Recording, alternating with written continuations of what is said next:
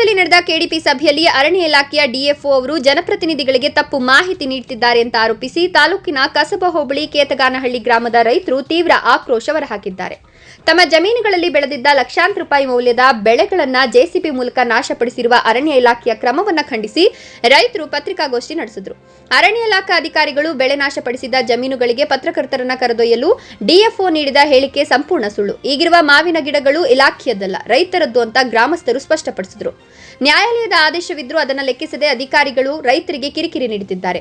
ರೈತರು ಸ್ವಾಧೀನದಲ್ಲಿರುವ ಜಮೀನನ್ನ ಯಾರ ಸ್ವಾಧೀನದಲ್ಲಿಲ್ಲ ಅಂತ ಸುಳ್ಳು ವರದಿ ನೀಡುತ್ತಿದ್ದಾರೆ ಅಂತ ದೂರಿದ್ರು. ರೈತ ನಾಗರಾಜ್ ಮಾತನಾಡಿ, ನನಗೆ ಕೇವಲ 3 ಎಕರೆ ಪಹಣಿ ಇದೆ, ಆದರೆ 90 ಎಕರೆ ಸ್ವಾಧೀನದಲ್ಲಿದ್ದೇನೆ ಅಂತ ಅಧಿಕಾರಿಗಳು ಜನಪ್ರತಿನಿಧಿಗಳಿಗೆ ತಪ್ಪು ಮಾಹಿತಿ ನೀಡಿದ್ದಾರೆ. ಗ್ರಾಮದ ಅನೇಕ ಬಡ ಕೂಲಿ ಕಾರ್ಮಿಕರಿಗೆ ಈ ಕೃಷಿಯೇ ಜೀವನೋಪಾಯವಾಗಿತ್ತು.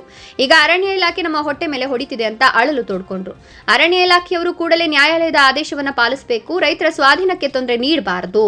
ಅರಣ್ಯ ಇಲಾಖೆಯವರಿಗೆ ರೈತರು ಇದೀಗ 8 ದಿನಗಳ ಗಡುವು ನೀಡಿದ್ದಾರೆ. ಈ ಅವಧಿಯೊಳಗೆ ಇಲಾಖೆ ಸರಿಯಾದ ನಿರ್ಧಾರ ಕೈಗೊಳ್ಳದಿದ್ದರೆ ರೈತರೇ ಸ್ವತಃ ಜಮೀನು ಉಳುಮೆ ಮಾಡಿ ಬೆಳೆ ಬೆಳೆಯೋದಾಗಿ ಎಚ್ಚರಿಸಿದ್ದಾರೆ. ನಾವು ಕಾನೂನಾತ್ಮಕವಾಗಿಯೇ ಹೋರಾಟ ನಡೆಸುತ್ತೇವೆ, ನ್ಯಾಯಾಲಯದ ಆದೇಶದಂತೆ ನಡೆದುಕೊಳ್ತೇವೆ. ಇಲಾಖೆ ಯಾವುದೇ ಕ್ರಮ ಕೈಗೊಂಡ್ರು ಎದುರಿಸಲು ಸಿದ್ಧ ಅಂತ ರೈತರು ಪತ್ರಿಕಾಗೋಷ್ಠಿಯಲ್ಲಿ ಗುಡುಗಿದ್ರು. ಈಗ ನನ್ನ ಹೆಸರು ನಾಗರಾಜ್ ಅಂತ ಕೇತಗಾನ. ಪ್ರತಿಯೊಬ್ಬರಿಗೂ 90, 7, 8ರಲ್ಲಿ 30 ಗುಂಟೆ ಊರೆಲ್ಲರಿಗೂ ಕೊಡಿಸಿದ್ದೆ. ಟೋಟ್ಲು 105 ಎಕರೆ 35 ಗುಂಟೆ ಇರೋದು ಸರ್ವೆ ನಂಬರ್. ಸುಮಾರು 40 ವರ್ಷದಿಂದ ಪೊಸಿಷನ್ನಲ್ಲಿ ಮಾವಿನ ಗಿಡಗಳು, ಬೋರ್ಗಳು 35 ಬೋರ್ಗಳಿದೆ. ಟ್ರಾನ್ಸ್ಫಾರ್ಮರ್ ಡಬ್ಬ ಹಿಂಗೆ ಇದೆ.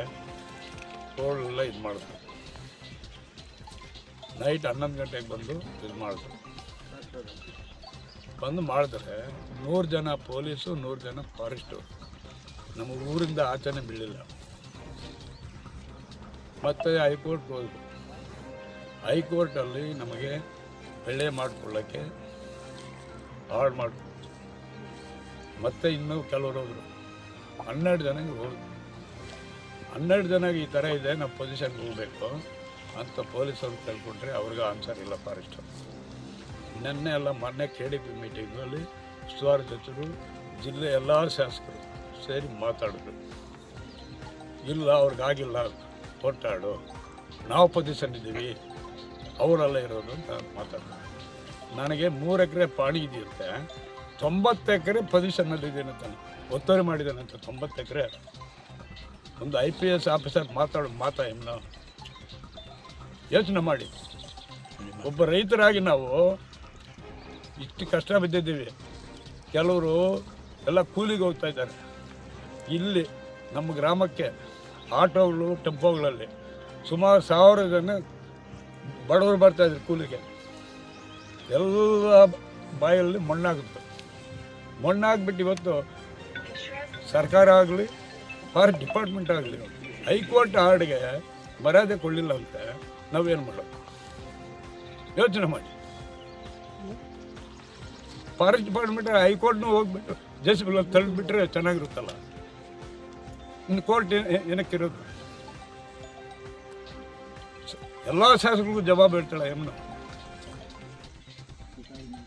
ನಾನೊಂದು ಮಾತಾಡ್ತೇನೆ, 124 ಜನ ಶಾಸಕರು ಸೇರಿ CM ಮಾಡಿದ್ರೆ ಚೆನ್ನಾಗಿರುತ್ತೆ. ರೈತರನ್ನು ಚೆನ್ನಾಗಿ ನೋಡ್ಕೊಳ್ತಾರೆ. CM ಮಾಡಬೇಕು. ಹಾಂ, CM ಮಾಡಿದ್ರೆ ಎಲ್ಲ ಸಣ್ಣ ರೈತರನ್ನ ಚೆನ್ನಾಗಿ ಸಾಕೊಳ್ತಾರೆ. ಇಷ್ಟು ಮಾತಾಡ್ತಿದ್ದು ನೋವಾಗುತ್ತೆ. ನಂಗೆ ಮಾತಾಡೋಕ್ಕೆ ಬರ್ತಾ ಇಲ್ಲ. ನಮ್ಮ ಸ್ವಾಮಿಯವರು ಇದ್ದಾರೆ, ಎಲ್ಲ ಪಿಂಟು ಗೊತ್ತು, ಮಾತಾಡ್ತಾರೆ. 1 ವಾರ ಟೈಮು, ಆಮೇಲೆ ನಾವು ಸಾಯಕ್ಕೂ ರೆಡಿ. ಕಾನೂನಿಗಿರೋದಾಗಿ ನಾವು ಸ್ಟಾರ್ಟ್ ಮಾಡಬೇಕು. ಮಾಡಲ್ಲ ನಾವು. ಕಾನೂನು ಪ್ರಕಾರ ನಾವು ಇಳಿತೀವಿ, ಸಾಯಕ್ಕೂ ರೆಡಿ.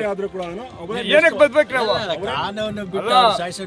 ಸಣ್ಣ ರೈತರು ನಾವು ಏನಕ್ಕೆ ಬದುಕಬೇಕು? ಈ ಥರ ಮಾಡಿದ್ರೆ 30 ಗುಂಟೆಯವ್ರನ್ನ. ನಂದು 3 ಎಕರೆ ಪಾಣಿ ಇದೆಯಂತ, 90 ಎಕರೆ ಒತ್ತುವರಿ ಮಾಡಿದ್ದಾರೆ ಅಂತ ನನ್ನ ಜಿಲ್ಲಾಧಿಕಾರಿಗಳಿಗೂ ಉಸ್ತುವಾರಿ ಸಚಿವರಿಗೆ ಹೇಳ್ತಾಳೆ. 30 ಗುಂಟೆ 75 ಜನದ್ದು ಸರ್ವೆ ನಂಬರ್ ಇರೋದು. ಗ್ರಾಮಸ್ಥರಾಗಲಿ